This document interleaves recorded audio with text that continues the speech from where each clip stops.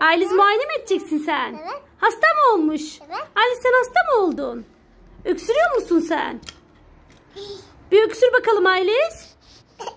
Oy öksürdü Ayliz. Bak Ayliz bundan. Gel bakalım böyle. Sırtını dinle bakalım Ayliz'in Mina. Çok mu hastalanmış? Evet. Ne yapacağız şimdi? İğne mi yapacağız? Evet. İğne yaptık.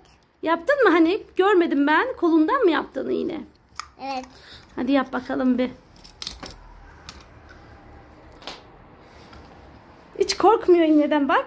Ayliz sen iğneden korkuyor musun? Korkmuyor. Korkmuyorsun değil mi? Şimdi ne yapacaksın? Ben de kendime bakacağım. Tamam bak bakalım. O ayaklarına. Dizlerin ağrıyor mu Ayliz? Acımıyor. Ağrıyormuş. Bu kulaklarına bakıyor şimdi Ayliz'in. Neyi varmış Mina Ayliz'in? Soğuk mu almış? Evet. Öksürüğü de var.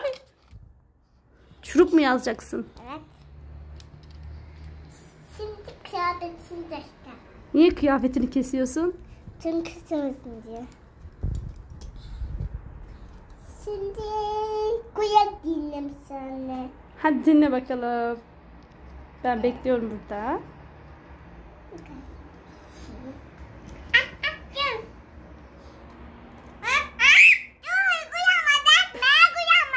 Kulağına değilmiş, ağzınaymış.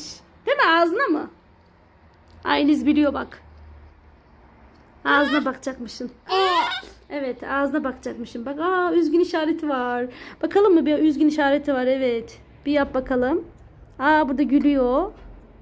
Bak emojiler varmış orada da. Yap bakalım. Ver bir baksın Ayliz de.